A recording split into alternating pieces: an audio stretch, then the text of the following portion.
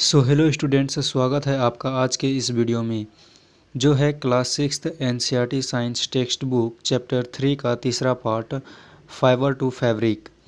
तो चलिए सबसे पहले देख लेते हैं कि आज के इस वीडियो में हम लोग क्या क्या समझने वाले हैं। What we learn in this video.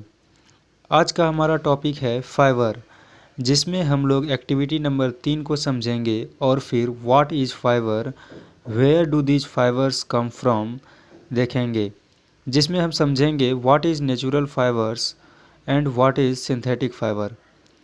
So students, without wasting much time, let's begin with activity number 3। It says take out a yarn from a piece of cotton fabric. Take out a yarn मतलब एक धागे को लीजिए, yarn का अर्थ होता है धागा, from a piece of fabric cotton कपड़े के टुकड़े से। Place this piece of yarn on the table, इस धागे के टुकड़े को टेबल पर रखिए। Now press one end of the yarn with your thumb, अब इसके एक छोर को अंगूठे की मदद से दबाएं। Scratch the other end of the yarn along its length with your nail as shown in figure 3.4, इसके दूसरी छोर को नाखून की मदद से इसकी लंबाई के तरफ खींचिए, जिस तरह फिगर 3.4 में दिया गया है। Do you find that at this and the yarn splits up into thin strands, क्या आपने पाया कि इसकी छोर से पतली पतली धागा अलग हुई, जिस तरह आप यहाँ फिगर 3.5 में देख सकते हैं। नेक्स्ट है what is fibre. It says you might have observe something similar, कुछ इसी प्रकार आपने शायद ध्यान दिया होगा। When you try to thread a needle, जब आप सुई में धागा डालने की कोशिश करते हैं। मेनी अ टाइम, ज़्यादातर समय, the end of the thread is separated into a few thin strands, धागे का छोर एक पतली धागे से अलग होती है। This makes it difficult to pass the thread through the eye of the needle, जो धागे को सुई की आँखों से पार होने में समस्या खड़ी करती है।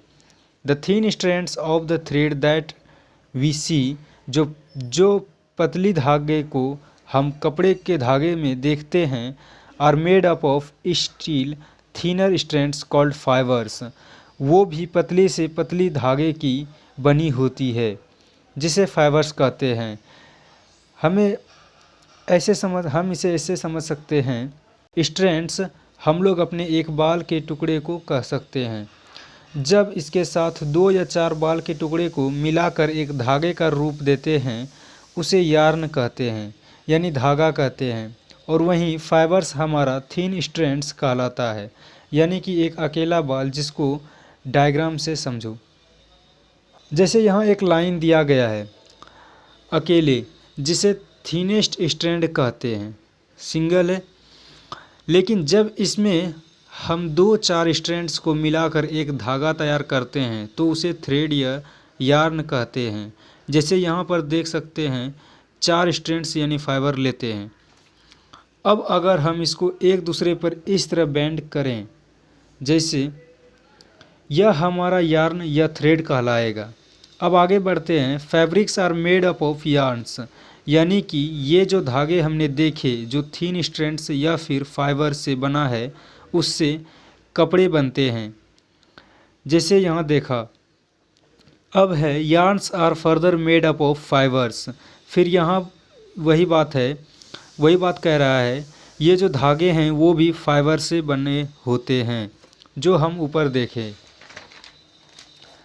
अब है where do these fibres come from, ये फाइबर आते कहाँ से हैं।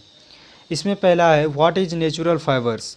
It says the fibers of some fabrics such as cotton, jute, silk and wool are obtained from plants and animals. These are called natural fibers. यानी कि कुछ कपड़ों के धागे जैसे कॉटन, जूट, सिल्क एंड ऊल हैं, वो पेड़ पौधे और जानवरों से प्राप्त होते हैं, जिसे नेचुरल फाइबर्स कहते हैं। नेक्स्ट है cotton and jute are examples of fibres obtain from plants, यानी कि पेड़ पौधे से प्राप्त होने वाले कुछ धागों के नाम उदाहरण तौर पर कॉटन और जूट है। इस तरह के क्वेश्चंस ऑब्जेक्टिव और 2 मार्क्स के लिए अक्सर महत्वपूर्ण होता है, सो ध्यान रखना। आगे है wool and silk fibres are obtain from animals, यानी ऊल और सिल्क ऐसे धागों के उदाहरण हैं जो हमें जानवरों से प्राप्त होते हैं। इसमें है wool is obtain from the fleece of sheep और गोट, यानी ऊल हमें भेड़ और बकरियों से प्राप्त होती है। It is also obtain from the hair of rabbits, yak and camels, यह खरगोश, याक और ऊँट के बालों से भी प्राप्त होता है। Silk fibre is drawn from the cocoon of silk worm, यानी कि सिल्क हमें कोकोन ऑफ सिल्क वॉर्म से प्राप्त होता है। कोकोन ऑफ सिल्क वॉर्म को हम ऐसे समझ सकते हैं, यह एक कीड़ा का अंडा होता है जिसे रेशम कीट अपनी प्यूपा अवस्था यानी कि कीटों के विकास में एक महत्वपूर्ण चरण है, जो लार्वा और वयस्क अवस्था के बीच का संक्रमण चरण है, जिसमें लार्वा की संरचनाएं टूट जाती है। लार्वा का मतलब होता है कि किसी जीव के विकास की प्रारंभिक अवस्था होती है जो अंडे से निकलने के बाद होती है, और वयस्क की संरचनाएं जैसे पंख, पैर आदि विकसित होती है। अब नेक्स्ट है दूसरी चीज़, what is synthetic fibres. Synthetic fibres मतलब मैन मेड बोल सकते हो। It says for thousands of years natural fibers were the only ones available for making fabrics, मतलब हज़ारों साल पहले हमारे पास सिर्फ नेचुरल फाइबर्स ही हुआ करते थे कपड़े बनाने के लिए। इन द लास्ट 100 years और सो, पिछले कुछ सैकड़ों वर्षों से fibres are also made from chemical substances, धागे रासायनिक वस्तुओं से भी बनाए जाने लगे। Which are not obtain from plant और एनिमल सोर्सेस, जो पेड़ पौधे अथवा जानवरों जैसे संसाधनों से प्राप्त नहीं होते हैं। These are called synthetic fibres, ऐसे धागे को हम लोग सिंथेटिक फाइबर्स कहते हैं।